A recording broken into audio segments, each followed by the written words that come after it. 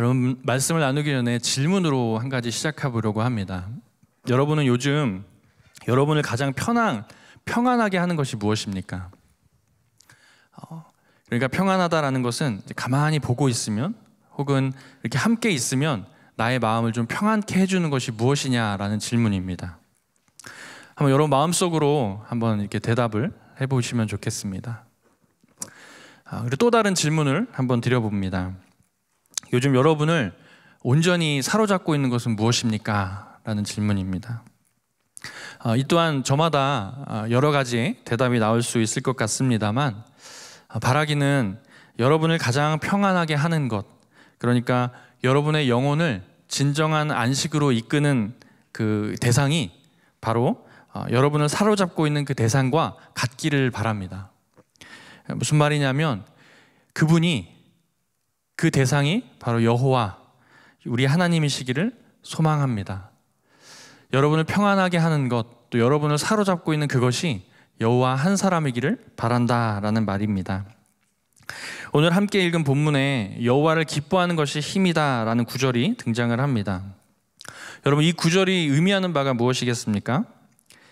조금 전에 드렸던 이 질문에 대한 답이 아닐까 생각해 보았습니다.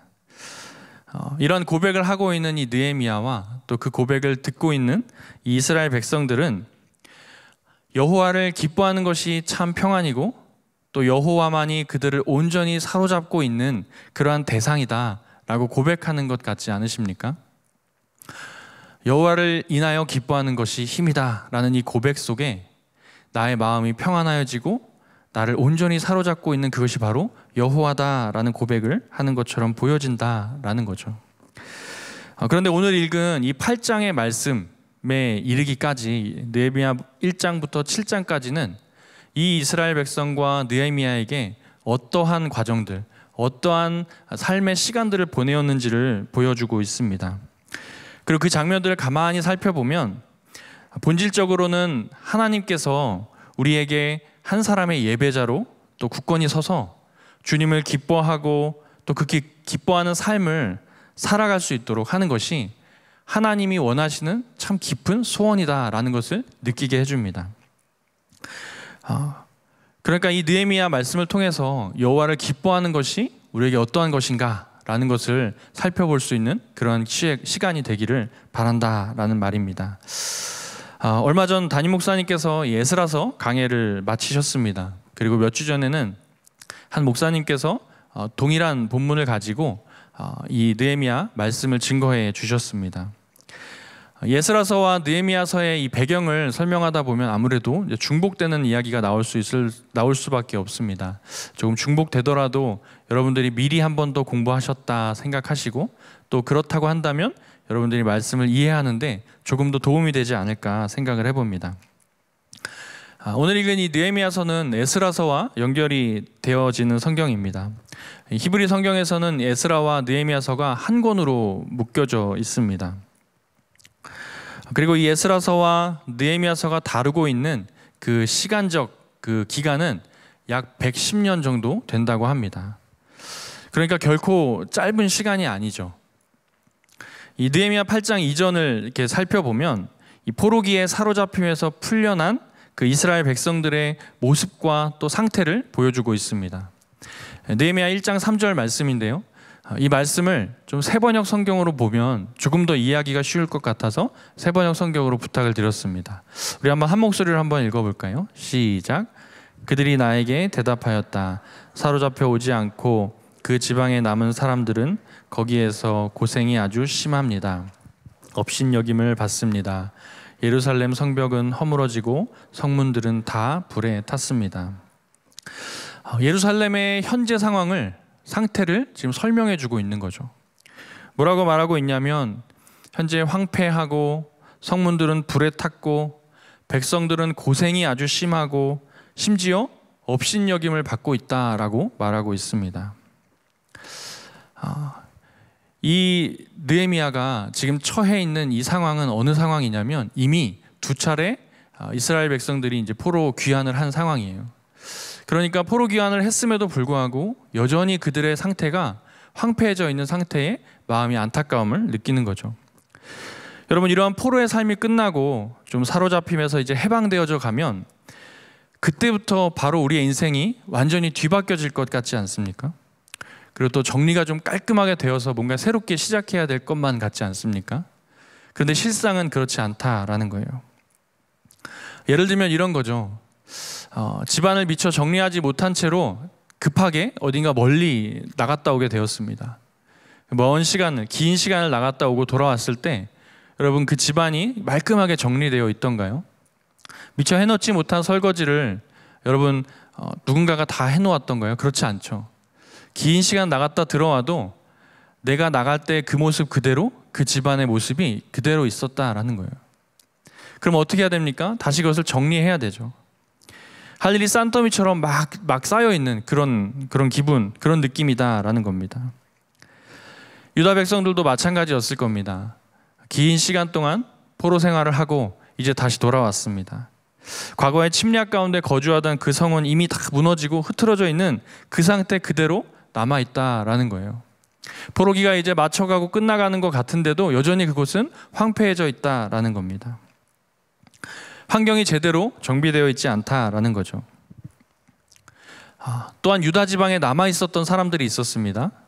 그들은 오랜 기간 동안 업신여김을 받았다라고 이야기를 했어요. 그리고 고생이 아주 심했다라고 이야기를 했죠. 이러한 외부적인 어려움과 함께 그들의 내면적인 어려움도 아마 있었을 것입니다. 내적으로는 그들의 마음이 굉장히 위축돼 있었을 것 같아요. 자신의 민족이 포로로 잡혀갔고 자신들은 비록 그 땅에 남아 있었지만 자신의 나라가 아니죠. 이미 함락되어지고 이미 정복되어진 그런 식민지의 생활을 하고 있는 거죠. 그러다 보니까 그들의 삶이 앞으로 어떻게 갈지, 그들의 민족이 어떻게 앞으로 흘러갈지 막막했을 것 같습니다. 갈피를 잡을 수 없는 상태인 거죠. 그렇다면 남아있는 유대인들끼리라도 뭔가 좀 힘을 합쳐서 뭐라도 좀 해봐야겠다라는 마음을 모았으면 좋겠는데 그마저도 쉽지 않은 겁니다. 무언가를 다시 시작하기에는 엄두가 안 나고 그 정체성을 하나로 모을 수가 없는 거죠. 이스라엘 백성들이 그럴 수밖에 없었던 이유는 분명합니다. 왜냐하면 그들에게는 여호와의 말씀이 없었기 때문이다라는 거예요. 오랜 기간 그들에게 이미 주어진 그 율법이 지금 그들의 삶 가운데 없었기 때문이다라는 거예요. 이 이야기는 외적인 상태, 그들의 성벽과 그들의 성전과 그들이 있었던 그 고향 땅이 헝클어진 채로, 황폐해진 채로 있는 그 외적인 상태뿐만이 아니라 그들의 내면적인 상태까지도 이미 헝클어져 있고 이미 황폐하게 그 내면이 망가져 있다라는 것을 이야기해주고 있습니다. 어떤 일본인이 오랫동안 내가 싫었습니다라는 책을 썼습니다. 근데 이 저자가 이 책을 어떻게 쓰게 됐냐면 2011년 3월 달에 일본에 이제 대지진이 일어났을 때 동일본 대지진의 그 취재를 위해서 일부러 그 땅을 간 거예요. 그래서 그곳에서 그 취재를 하고 또 책을 쓰고자, 글을 쓰고자 그 피해 입은 곳에서 한동안 지냈습니다. 그런데 그 땅의 참상을 보고는 본인의 마음조차도 이미 무너져 내려가 버린 거예요. 본인의 마음에도 침체가 오게 된 것입니다. 그러한 우울한 모습을 보고 있다 보니까 자신의 감정 컨트롤이 되어지지 않는 겁니다. 아주 짙은 우울증이 그에게 밀려오고요. 또 그에 이은 여러 정서적인 어려움들을 겪게 되었다고 합니다. 그리고 그러면서 그의 삶 가운데 무기력증이 함께 찾아온 겁니다. 그래서 집에서 나가지를 않는 거예요. 그리고 나가지만 않을 뿐만 아니라 집안을 치우지도 않았습니다. 그러니까 어떻게 될까요? 쓰레기들은 쌓이고 집안의 물건들은 막 널브러져 있고 결국 나중에는 치우지도 못한 겁니다. 그렇게 점차 쓰레기들이 쌓여서 자신이 잠잘 공간 딱 하나 마련해 놓고 그렇게 삶을 살았던 거예요. 그러한 지경이 되기까지 이르니까 어떤 마음이 들겠습니까? 나는 이제 다시는 복구할 수 없겠구나. 나는 이제 다시는 새로워질 수 없겠구나 라는 마음과 함께 그냥 그대로 살아가게 됐다라는 거예요. 그러면서 자기 자신에게는 내적으로 어떤 마음이 들어오냐면 자기의 어떤 패배감과 또 자기 혐오하는 그 마음이 그 마음속 깊이 들어오는 거였습니다. 그런데 어느 날 이 저자가 어떤 무언가 한 가지 행동을 해야 될 게 있어서 땅에 떨어져 있던 이 작은 생수병 같은 그 생수병을 집어 올렸다고 합니다. 그랬더니 그 작은 생수병 아래에 있는 그 비어진 작은 공간이 갑자기 뭔가의 희망처럼 다가온 거예요. 그리고 그것이 반가웠던 거예요. 그래서 조금씩 청소를 하기 시작을 하였습니다. 아주 천천히 하나하나 치워가기 시작을 했어요. 그런 작은 움직임들로 인한 그 회복의 여정을 자신의 에세이로 담아서 쓴 책이 바로 이런 책입니다. 여러분, 이 한 사람이 그 가벼운 페트병 하나를 치우기가 어려웠다라는 이 말이 여러분 혹시 한심하게 느껴지십니까? 어떤 분들은 그렇게 느낄 수 있습니다. 그러나 그렇지만은 않습니다. 왜냐하면 그 페트병 하나를 줍지 못할 때까지 그 한 사람이 가졌던 그 마음의 아픔들, 또 우울함들, 그 답답함들은 누구도 이해할 수 없다라는 거예요. 그 삶을 억눌러왔던 그 우울감과 그 슬픔과 심지어 더 나아가 영적인 침체의 그 모습은 누구도 알 수 없다라는 거예요. 그것은 어쩌면 그 작은 페트병 안에 엄청나게 큰 바위산이 숨겨져 있는 것처럼 무겁게 느껴졌을지 모릅니다. 근데 여기에는 외부 환경이 무너지면서 그 스스로도 바라볼 수밖에 없던 그런 문제들이 그 사람에게 너무 무겁게 다가왔던 것으로 여겨지는 거죠. 다시 말하면 외부의 어떤 환경에 의하여 내 내적인 것까지도 망가지고 무너지게 되었다라는 겁니다. 여러분, 이처럼 한 개인의 삶도 시리에 빠지면 이러한 무력감과 또 이러한 자기 혐오와 또 이런 분노 등이 뒤섞여서 그 삶을 살아가기가 참 엄두조차 나지 않는 그런 삶을 살아갈 수밖에 없는데, 여러분, 오늘 이 유다 백성들을 가만히 살펴보면 이들은 개인을 넘어서서 민족적인 차원에서 실패감, 좌절감을 맛본 이들 아닙니까? 나라가 오랜 기간 침략을 당하였고 또 무너지고 회파되는 광경을 여러 번 목격하고 또 보았다라는 거죠. 그러니까 자신들의 삶과 자신들의 민족에 이미 너무 짙은 패배감이 들어와 있던 겁니다. 그리고 이러한 것은 오랜 기간의 영적인 침체로 다가가게 되는 거죠. 그리고 그로 말미암아 스스로 자기들의 마음을 걸어 잠그는 겁니다. 나는 이럴 수밖에 없어. 나는 이러한 모습밖에 없어. 스스로를 그렇게 단정지어 버리는 거죠. 이러한 유다 백성들에게 삶의 틀을 다시 재건하고 짙게 드리웠던 그 영적인 무관심을 걷어낼 어떤 계기가 필요했습니다. 무너진 성벽을 정돈하고 또 그 무너진 성벽을 다시 재건하는 작업이 필요했다라는 겁니다. 이러한 백성들에게 하나님은 아주 작은 한 사람을 준비하십니다. 그 사람이 바로 느헤미야입니다. 이 느헤미야라는 한 사람을 준비하시고 하나님이 이 느헤미야를 통해 어떠한 일을 행하시는가라는 것을 지금 보여주고 있는 것이죠. 그렇다면 이 느헤미야는 어떠한 사람이었을까 우리가 좀 한번 살펴보겠습니다. 성경은 느헤미야가 바사왕, 즉 페르시아 왕이 수상궁에 머물러 있을 때 자신도 그곳에 있었다라고 이야기를 합니다. 그리고 그곳에서 앞서 잠깐 언급했던 그 동생 하나니가 이제 예루살렘의 어떤 황폐해졌던 그 상황을 이야기해 주러 온 것을 이제 시작으로 느헤미야의 마음 가운데 불붙는 마음이 일어납니다. 어떤 불붙는 마음이 일어나냐면 동생을 통해서 예루살렘이 황폐했다라는 소식을 들은 거예요. 예루살렘의 상태가 엉망이다라는 소식을 들은 겁니다. 그랬더니 느헤미야가 어떻게 하냐면 슬피 울며라고 이야기를 합니다. 굉장히 슬퍼하는 거예요. 그런데 느헤미야는 왜 그렇게 슬퍼했을까요? 여기서 우리가 잠깐 생각해 볼 필요가 있는 건 느헤미야라는 인물이 바로 포로 2세라는 거예요. 이 말은 뭐냐면 오늘날로 말하면 이민 2세라는 거예요. 그러니까 그 땅에서 태어난 사람이 아니라 포로로 잡혀갔던 그 땅에서 태어난 사람, 나고 자란 사람이다라는 겁니다. 그러니까 어떻게 보면 그 부모의 고향인 그 예루살렘과 사실 아주 밀접한 관계가 있는 그런 건 아닐 거예요. 부모의 고향이었고, 그러나 한 가지 있다고 한다면 자신의 민족, 그 민족의 어떤 정체성을 설명하는 그런 장소였다라는 거죠. 이때는 아마 이 느헤미야 말고도 참 무수히 많은 이민 2세, 지금으로 말하면 이제 포로, 그때로 말하면 포로 2세들이 있었을 것입니다. 그런데 유독 성경은 느헤미야가 그것을 슬퍼하였다라고 이야기를 함으로써 이 느헤미야를 통하여 하나님이 어떠한 일을 행하실까라는 어떤 그런 복선을 깔아주고 있는 것을 볼 수 있습니다. 그렇다면 대체 언제 어느 때에 그의 마음에 이 예루살렘을 향한 이 불붙는 마음을 갖게 되었을까라는 걸 생각해 봐야죠. 성경은 그것에 대해서 아주 정확하게 짚어주고 있지는 않습니다. 하지만 분명한 한 가지는 하나님께서 그를 준비하셨고 예비하셨다라는 사실입니다.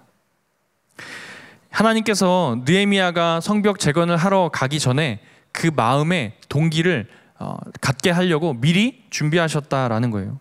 그 마음을 미리 준비시켰다라는 거예요. 민족을 향한 애끓고 간절한 마음을 느헤미야에게 심어준 것이죠. 그렇게 마음이 아프니까 움직이게 되고 또 그 마음이 가다 보니까 몸이 따라 움직이게 되는 것입니다. 아마도 느헤미야에게 이러한 마음이 들게 된 배경은 그가 가지고 있는 가족적인 어떤 그 스토리에서 나오지 않았을까도 생각해 볼 수 있습니다. 이렇게 느헤미야는 이러한 마음을 품고 그렇게 지내다가 대략 5개월이라는 시간이 지납니다. 그리고 5개월이라는 시간이 지났을 때 왕이 이 느헤미야에게 한 가지 질문을 하는 거예요. 느헤미야야, 너의 표정이 왜 그러냐라는 거죠. 근데 재미난 것은 이 느헤미야가 대답을 하는데 뭐라고 대답을 하냐면 이렇게 대답을 합니다.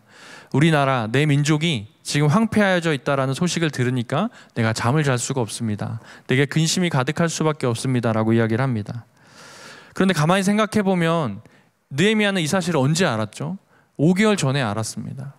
앞서 말씀드렸던 것처럼 5개월이 지난 후라고 했는데 5개월 전에 그 소식을 들었던 거예요. 그러니까 이 5개월이라는 시간 동안 느헤미야는 늘 그런 표정이었을 수도 있고 또 어떤 이유에서 그날 갑자기 그때를 떠올렸을 수도 있겠습니다. 그러나 어쨌든 하나님께서 그 5개월이라는 시간을 두었다라는 것에 주목해 볼 필요가 있죠. 이 역시 무엇을 이야기해 주냐면 하나님의 섭리를 이야기해 주고 있습니다. 하나님의 때, 하나님의 시간. 느헤미야에게 불붙는 마음이 이미 갖춰졌지만 하나님께서는 5개월이라는 시간을 더 기다리게 하셨다라는 거예요. 이러한 이야기를 듣고 왕은 또 놀라운 결단을 합니다. 느헤미야를 보내어 주는 거예요. 네가 네 민족의 땅으로 가서 그것을 지어라. 네가 원하는 일을 해라 라는 거예요. 성벽을 다시 재건해라 라는 거예요. 더 나아가서 이 느헤미야는 담대하게 뭐라고 말하냐면 지을 수 있는 그 목재들, 그 제목들을 달라라고 이야기를 합니다. 심지어 군대도 달라고 이야기를 합니다. 그런데 더 놀라운 것은 이 왕이 그 모든 것들을 허락해 주었다라는 거예요. 이러한 장면을 봤을 때 왕이 느헤미야를 굉장히 총애했다라고 볼 수도 있습니다. 그리고 또 한편에 정치적으로는 당시 페르시아 제국이 옆나라 이집트라는 곳까지 견제하고 있었다라는 거예요. 그래서 그 이집트로 가기 위한 이 유다 땅, 그 땅에 대한 정치적인 어떤 그런 역할을 위해서라도 자신이 총애하던 느헤미야를 보내서 살펴봐야겠다라는 어떤 그런 정치적인 의도도 있다라고 해석을 합니다. 뭐 여러 이유들이 있지만 뭐 이러한 모습들을 보면 결국 우리는 어떻게 생각할 수 있습니까? 일이 되려고 하니까 이렇게 잘 되는구나. 뭔가 다 맞아 떨어지는구나. 참 놀랍다 생각할 수 있습니다.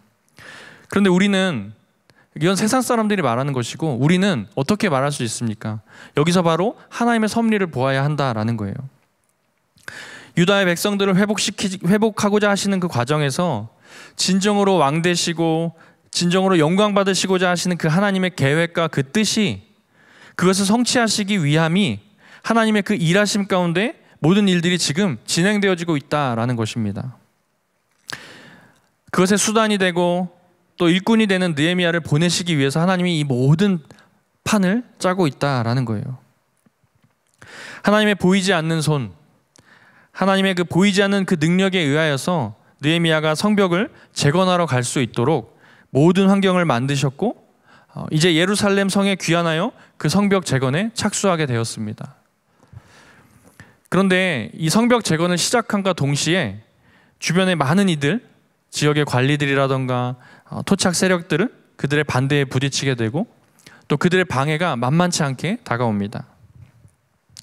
느헤미야 4장 17절에 어떤 말씀이 있냐면 이런 말씀이 있습니다. 성을 건축하는 자와 짐을 나르는 자는 다 각각 한 손으로 일을 하며 한 손에는 병기를 잡았는데 라고 이야기를 합니다.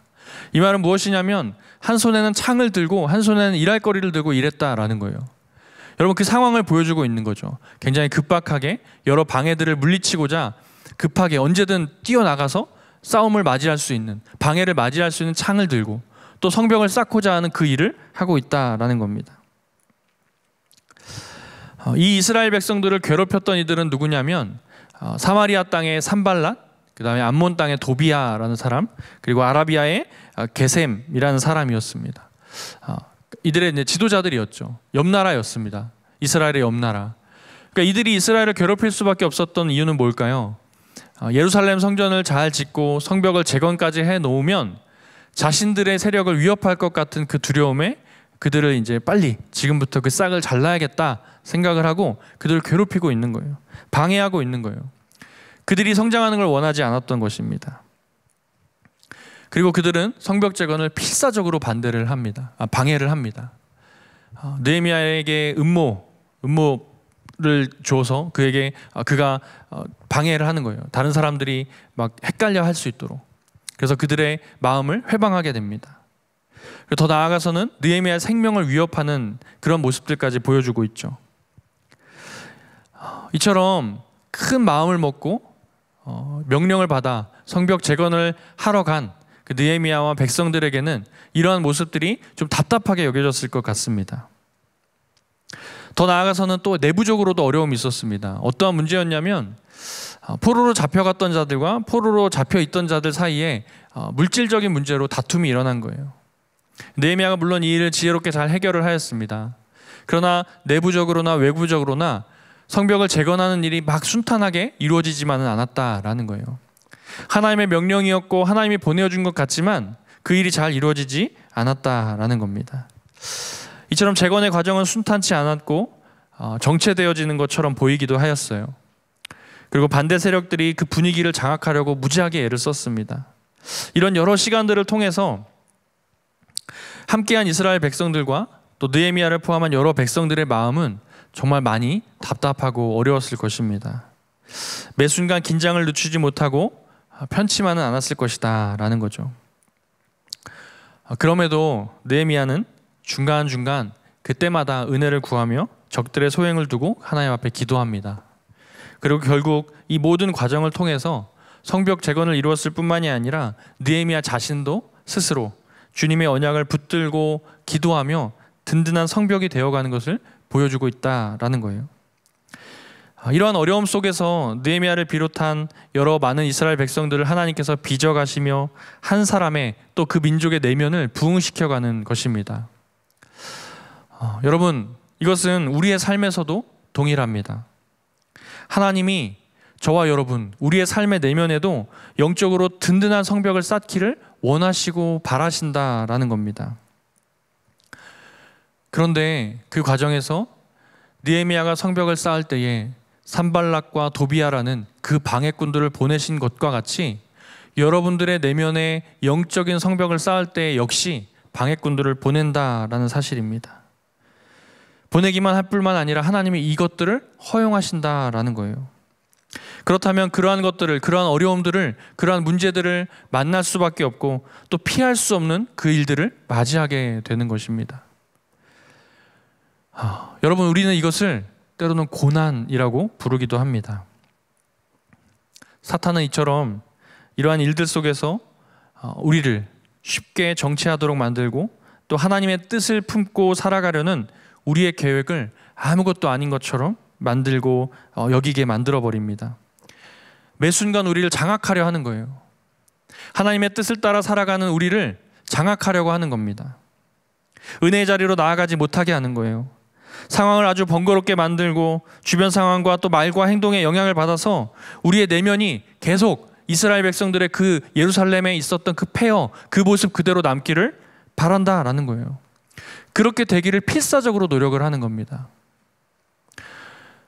오늘 여러분이 기도의 자리에 나올 때까지 여러분은 이러한 방해를 받지 않으셨습니까? 오늘 금요일인데 한잔하고 가야지, 한 모임 하고 가야지, 오늘 금요일인데 내일 쉬는데 오늘 놀다 가야지 라는 유혹들을 받지는 않으셨습니까? 그럼에도 불구하고 이 자리에 나오신 여러분이라면 하나님께서 그 마음을 정말 귀히 여기실 줄로 믿습니다. 여러분, 이처럼 우리가 아무리 노력을 해도, 우리가 아무리 여호와 앞에 나아가려 해도 하나님께서 허용하신 그 산발락과 도비아와 같은 그 문제들이 우리 삶에 나타난다라는 거예요. 한두 번이 아니라 계속해서 찾아오는 겁니다. 여러분, 그런데요, 우리가 부르는 이 고난이라는 이 일은 사람을 힘들게 하기도 합니다. 그런데 한편으로는 어떠한 역할을 하냐면 내 마음의 무게중심이 어디에 있는지를 분별하게 하기도 합니다. 그것을 드러내게 하기도 한다라는 거예요. 내 마음의 진짜와 가짜를 구별해 준다라는 거예요. 그래서 해체하여서 고난이라는 그 장치를 통해서 내 마음의 진짜와 가짜가 무엇인지를 분리시켜서 그것을 찾아가게 한다라는 거예요. 그러나 여러분, 우리가 고난이라는 이 시간이 올 때 기억해야 될 것은 이것입니다. 무엇이냐면 오늘 이 느헤미야가 성벽 재건을 위하여 나아가는 이 프로젝트, 그 프로젝트는 이미 하나님의 허락하심과 또 하나님의 승인과 하나님의 결재가 떨어졌다라는 거예요. 이 말은 무슨 말이냐면 하나님의 허락이 떨어진 상태에서 이미 느헤미야는 성벽 쌓기를 진행하고 있다라는 거예요. 다시 말하면 이 일은 결국 하나님의 주권적인 일하심으로 성취되는 것임을 알고 싸우는 싸움이다라는 겁니다. 아마도 느헤미야는 그 사실을 알고 있었던 것 같아요. 그러니까 그들의 방해에도 회방에도 불구하고 끝까지 한 손에 무기를 들고라도 내가 이것을 이루리라 라고 나아가는 것이죠. 여러분, 세상에는 하나님을 믿지 않는 세상 사람들도 고난에서 어떠한 의미를 찾고자 했습니다. 다가온 그 어려움의 상태를 터부시하지 않고 어떻게든 그 가운데서 의미를 찾고 해석하려 한다라는 거예요. 일반 서적 중에, 신간 중에 고난이라는 가능성이라는 책이 있었습니다. 그 책을 이제 들어서 살짝 훑어보니까 내용은 이거예요. 유명한 사람들, 위대해진 사람들의 삶을 이렇게 살펴보니까 그들의 삶 가운데 있었던 고난, 그 고난이라는 삶으로 말미암아 그들이 유명해졌다, 그들이 강해졌다라는 것을, 그것이 바로 포인트다라고 이제 설명해주고 있는 거예요. 그런 고난의 과정을 견디고 이겨냄으로 말미암아 그들이 성공했다, 위대해졌다, 유명해졌다라는 거죠. 여러분, 그러나 세상 사람들과 하나님의 믿는 모든 사람들, 이 모두에게 동일하게 고난이라는 시간이 주어지는 건 분명합니다. 그러나 세상의 사람들과 우리가 다른 것은 무엇입니까? 바로 그 해석이 다르다라는 거예요. 하나님의 자녀들은요, 고난에 대한 바른 이해를 가지고 있어야 합니다. 아니, 우리는 이미 바르게 가지고 있습니다. 그것이 무엇입니까? 우리 삶의 고난을 무엇으로 인해 견뎌냅니까? 바로 말씀이죠. 로마서 5장 3절과 4절 말씀에 이러한 말씀이 있습니다. 우리 같이 함께 한 목소리로 읽겠습니다. 시작. 다만 이뿐 아니라 우리가 환난 중에도 즐거워하나니 이는 환난은 인내를, 인내는 연단을, 연단은 소망을 이루는 줄 알미로다. 아멘. 여러분, 이렇게 견디는데 무엇을 소망하면서 통과하게 된다라는 겁니까? 우리는 예수님의 십자가의 사랑을 이미 알고 있는 자들입니다. 그 의미를 아는 자들이에요. 로마서 5장 8절입니다. 제가 읽겠습니다. 우리가 아직 죄인 되었을 때에 그리스도께서 우리를 위하여 죽으심으로 하나님께서 우리에 대한 자기의 사랑을 확증하셨느니라. 아멘. 주님이 말씀하시는 사랑을 우리는 이미 받았습니다. 우리는 그분의 제자된 길을 따라갑니다. 그래서 11절 말씀에 이렇게 말씀하고 있습니다. 우리 한 목소리로 한번 같이 읽겠습니다. 시작. 그뿐 아니라 이제 우리로 화목하게 하신 우리 주 예수 그리스도로 말미암아. 아멘. 여러분, 말씀을 살펴보십시오. 우리는 오직 주님의 사랑으로 말미암아 즐거워하는 자들입니다. 여러분, 여호와를 인하여 기뻐하는 것이 바로 이와 같습니다. 느헤미야와 함께 귀환한 백성들이 사명감을 가지고 성벽 재건을 해나가면서 겪었던 그 어려움과 방해들, 하나님이 그들에게 주신 사명이 있었고 그 사명을 이루어내어서 하나님께 영광을 돌리고자 하는 그 마음이 있었기 때문에 그들은 그 고난도 기꺼이 감당하였다라는 사실입니다. 그처럼 하나님께서는 이 고난이라는 시간을 통해서 우리를 심판하시는 것에 목적이 있는 것이 아니라 오히려 우리를 그 영광의 자리로 이끄시는 것에 목적이 있다는 사실을 기억해야 될 것입니다. 이러한 고난의 시간을 거쳐 결국에 그들은 성벽을 재건하는 일을 마칩니다. 앞서 말씀드렸던 것처럼 이 일은 하나님께서 작정하신 일이었다라는 사실을 보여주는 거죠. 그 어려운 환경을 뚫고도 성벽을 재건하였다. 이것은 하나님께서 이미 허락하셨던 그 일이었다라는 겁니다.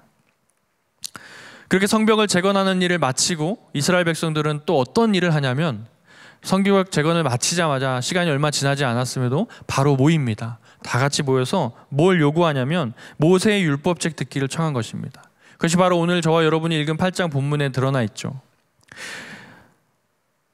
느헤미야 8장은 느헤미야와 학사 에스라가 광장에 모인 이스라엘 백성들에게 하나님의 율법을 낭독하여 주는 그 장면입니다.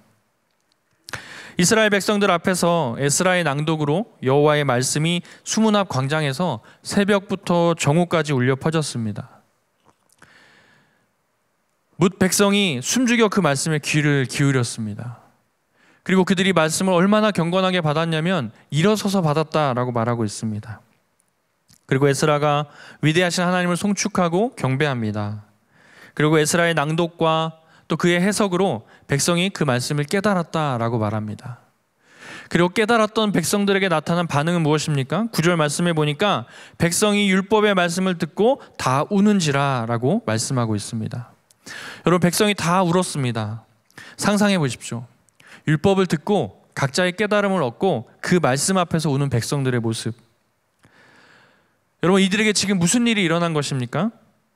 여러분, 신약에 보면 하나님의 말씀이 이러한 일을 합니다. 우리 히브리서 4장인데요. 히브리서 4장 12절 13절의 말씀을 제가 한번 읽겠습니다. 하나님의 말씀은 살아있고 활력이 있어 좌우의 날선 어떤 검보다도 예리하여 혼과 영과 및 관절과 골수를 찔러 쪼개기까지 하며 또 마음의 생각과 뜻을 판단하나니 지으신 것이 하나도 그 앞에 나타나지 않음이 없고 우리의 결산을 받으실 이는 받으시의 눈앞에 만물이 벌거벗은 것 같이 드러나느니라. 아멘. 여호와의 말씀이 나타내는 역할, 말씀이 나타내는 그 결과입니다. 하나님의 말씀에 전심으로 귀를 기울이니까 어떠한 일이 일어나냐면 그 말씀이 빛이 되어서 백성 그 자신을 비추는 거예요. 그 한 사람 한 사람의 모든 것을 환하게 비추어내는 겁니다. 그랬더니 자신들이 죄인임을 깨닫게 되는 거예요. 그리고 통회하며 울게 됩니다. 한 인간의 죄성이 그 무게가 얼마나 무거웠는데 그 중하고 견디기 어려운 그 죄성 앞에서 슬피 울며 하나님 앞에 나아가는 거죠. 회개의 역사가 일어나는 것입니다. 지금 말씀이 그들을 비추니까 그들의 시선이 자신의 내면을 보게 되고요. 더 나아가서 하나님을, 여호와를 바라보게 되는 것입니다. 이처럼 말씀의 능력이 그들에게 나타나기 시작하였고 그 모습을 본 느헤미야와 에스라 그리고 레위 사람들은 이렇게 말합니다. 오늘은 거룩한 날이니까 그들에게 울지 말라 말하는 거예요. 그리고 10절 말씀에 뭐라고 말하냐면 이렇게 말씀하고 있습니다. 느헤미야가 또 그들에게 이르기를 너희는 가서 살찐 것을 먹고 단 것을 마시되 준비하지 못한 자에게는 나누어 주라. 이날은 우리 주의 성일이니 근심하지 말라. 여호와로 인하여 기뻐하는 것이 너희의 힘이니라 하고. 아멘. 여호와로 인하여 기뻐하는 것이 우리의 힘이니 기뻐하라 라고 말해주고 있다라는 거예요. 울지 말고 성회로 모여서 다 같이 예배하며 공동체의 회복을 함께 기뻐하자라는 것입니다. 앞에 읽었던 로마서의 말씀처럼 오직 주의 사랑으로 인하여 즐거워하는 것, 예수께서 우리 가운데 행하신 그 사랑의 사건으로 말미암아 즐거워하는 것을 이야기합니다. 그 즐거움으로 공동체를 회복하자라고 말하고 있는 거예요. 우리 공동체가 바로 그러한 공동체가 되기를 원합니다. 주의 죽으심으로, 주로 말미암아, 주여를 향한 그 즐거움으로 말미암아 우리 공동체가 함께 기뻐할 수 있는 그런 공동체가 되기를 원합니다. 죄인의 구원이 오직 하나님께 있기에 하나님을 온전히 기뻐하라고 말합니다. 여러분, 거룩한 날은 무엇입니까? 바로 주님의 날이죠. 백성들의 온전한 주인 되시고 왕이 되신 주님께서 무너진 이 영적 성벽을 다시 세우는 장면이다라는 거예요. 하나님이 그동안 주인 되시지 못했던 그 내면, 그들의 마음에 온전히 주님을 즐거워하는 그 역사가 시작된 것입니다. 여러분, 말씀이 여러분의 삶에 임할 때 회복이 일어나는 줄로 믿습니다. 그때 예배자로 거듭나고 여호와를 기뻐하게 되는 줄로 믿습니다. 저와 여러분은 사실 극악무도한 죄인이었습니다. 그럼에도 불구하고 우리의 처지가 참 답이 없었음에도 불구하고 그 문제를 해결하신 그 주님 앞에서 우리가 온전히 감사하고 기뻐하게 되는 것이죠. 우리에게 주님밖에 없음을 고백할 때 인간의 제1되는 목적에 합한 그러한 자로 살아가게 된다라는 것입니다. 그때부터 바로 거룩한 백성의 삶을 살아 시작하는 것이죠. 느헤미야 8장의 장면에 오기까지 단순히 성벽을 재건하는 것이 여호와의 목적이 아니었음을 보여주고 있습니다. 느헤미야라는 이 한 사람을 통해서 그와 함께 포로에서 귀환하여 성벽을 재건하는 일을 하는 것이 하나님의 궁극적인 목표가 아니라 그 한 사람으로 말미암아 이스라엘 백성 전체가, 그 공동체가 여호와로 인하여 기뻐하게 하는 건, 그것이 바로 여호와께서 바라신 것이다 라는 거예요. 놀랍게도 오늘 읽었던 10절에 해석된 이 힘이라는 단어는 히브리어로 마우즈라는 단어를 쓰고 있습니다. 그런데요, 이 단어가 어떠한 의미를 가지고 있냐면 요새, 산성, 안전한 장소나 수단과 같은 보호받는 곳을 의미하고 있습니다. 가리키고 있습니다. 그러니까 이 말은 이스라엘 백성들, 너희가 열심히 성벽을 세고 재건하는 일은 잘한 일이다. 그러나 진짜 너희의 성벽은 외적으로, 외향으로 드러나는 그 성벽이 아니라 너희 내면의 성벽은 여호와를 기뻐하는 것이 되어야 한다라는 것을 지금 말해주고 있다라는 겁니다. 말씀을 맺겠습니다. 지금 있는 여러분의 그 자리에서 두려워 말고 일어나 이스라엘 백성들처럼 말씀을 읽으십시오. 때론 회사에서 말씀 읽기를 두려워하는 분들도 있습니다. 저도 그랬던 기억이 납니다. 참 뜨거웠던 20대 후반, 또 취업을 준비하던 때 20대 후반과 30대 초반에 말씀 읽는 것이, 외부에서 읽는 것이 참 부끄러웠던 적이 있습니다. 전철이라던가 혹은 카페에서 앉아서 성경책을 읽는 것이 굉장히 부끄러웠던, 왠지 모르게 뭔가 없어 보였던 그런 때가 있었던 것 같습니다. 그러나 지금은 너무도 당당하게 어디서든 말씀을 읽습니다. 그래서 이렇게 두꺼운 성경책을 꺼내 들고도 읽는 게 부끄럽지 않아요. 여러분, 말씀 읽기를 주저하지 마시기를 바랍니다. 말씀을 읽어야, 자꾸 읽어야, 말씀을 보아야 하나님을 알게 되고, 하나님의 마음을 알고 그분의 생각을 조금이나마 알게 되고, 그분의 생각을 빗대어 여러분의 그 삶을 살아가게 되는 줄로 믿습니다. 그리고 오늘 들었던 이 느헤미야의 말씀처럼 내면의 성벽을 말씀으로 튼튼하게 세워가시기를 축복합니다. 여러분이 그렇게 작정하고 성벽을 쌓고자 말씀을 읽기 시작하면 아마 사탄은 여러분에게 산발락과 도비아 같은 이들을 보낼 것입니다. 때론 그것이 내 가장 가까이 있는 남편이요, 아내요, 내 형제요, 내 부모가 될 수도 있습니다. 그럼에도 불구하고 그들을 정죄하고 그들을 멀리하라는 이야기가 아닙니다. 그럼에도 불구하고 끊임없이 여러분의 자리에서 말씀을 읽으라라는 말씀입니다. 그렇게 나타날 때마다, 사단이 보내는 그 회방꾼들이 나타날 때마다 여러분 넘어지시겠습니까? 아니요, 여러분들은 넘어지지 않을 것입니다. 왜냐하면 이스라엘 백성들처럼 한 손에 창을 들고 한 손으로 밤낮 없이 일하였던 그 이스라엘 백성들처럼 여호와의 말씀에 의지한 그 목적을 이루어가고자 한다면 하나님께서 붙들어 주시고 반드시 그 일을 이루게 하실 것이다 라는 겁니다. 그러므로 내일부터 당장 말씀을 읽고 여러분의 내적인 성벽을 쌓아가실 수 있기를 주의 이름으로 축원합니다. 그리고 말씀을 읽을 때 여호와를 기뻐하는 마음으로 말씀을 읽을 때에 그 기뻐하는 그 마음이 곧 여러분의 힘이 되어서 여러분의 안전한 요새, 그리고 여러분을 보호하는 성벽, 보호받는 자리가 되어질 줄로 믿습니다. 삶에 지치고 고단한 여러 많은 일들 앞에서 말씀으로 해답을 얻고 말씀으로 해결되어지는 그러한 은혜가 있기를 주의 이름으로 축원합니다. 우리 시간 같이 기도하기에 앞서 찬양 하나 하겠습니다. 여러분, 말씀이 여러분 안에 충만할 때에 놀라운 은혜의 기적들이 일어날 줄로 믿습니다. 이유는 그 말씀이 곧 예수 그리스도를 가리키기 때문입니다. 여러분 안에 말씀으로 충만한 것이 곧 예수 그리스도로 충만함을 의미하기 때문에 오늘 이 시간 충만이라는 찬양을 할 때에 정말 내 안에 예수 그리스도 말씀으로 충만케 하여 주시옵소서 라는 믿음의 고백으로 같이 함께 찬양하고 기도하기 원합니다. 운명이어도 공허하지 않는 것은 예수 안에 난 만족함이라. 가난하여도 부족하지 않는 것은 예수 안에 오직 나는 부요함이라. 고난 중에도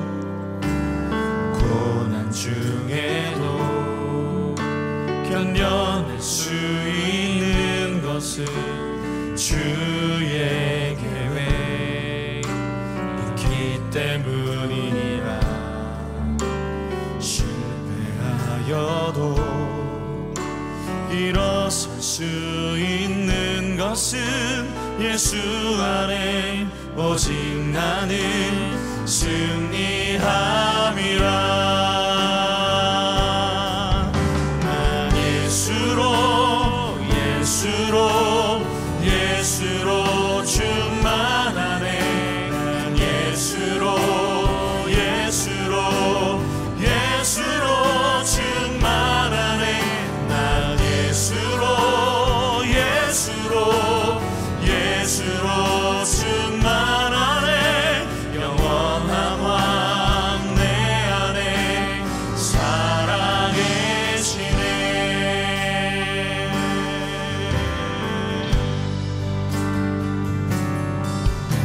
내 몸이 약해도 낙심하지 않는 것은 예수 안에 나 완전함이라. 화려한 세상 부럽지 않은 것은 난 예수로 충만함이라. 난 예수로 충만하네. 세상 모든 것들도 부럽지 않네. 난 예수로 충만하네.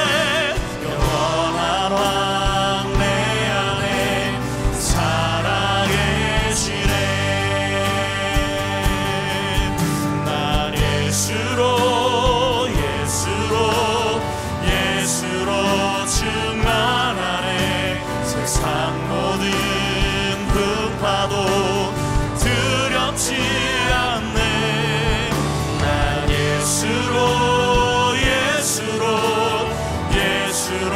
충만하네.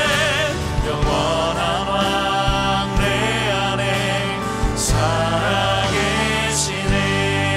아멘. 우리 시간 같이 함께 기도하기를 원합니다. 오늘 우리에게 주신 말씀을 붙잡고 기도하기를 원합니다. 주님, 내 안에 말씀이 부족하였습니다. 주님, 내 안에 말씀이 없는 삶을 살았습니다. 이스라엘 백성들처럼 황폐해진 그때로 그 모습 그대로 살았습니다. 주님, 내 안에 이제 말씀으로 채워지기를 원합니다. 이제 그것이 말씀의 성벽으로 세워지기를 원합니다.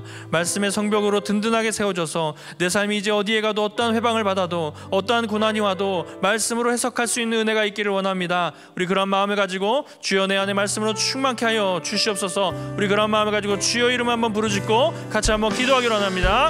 주여, 아버지 하나님, 우리에게 말씀으로 충만케 하여 주시옵소서. 주의 말씀을 우리 가운데 충만케 되어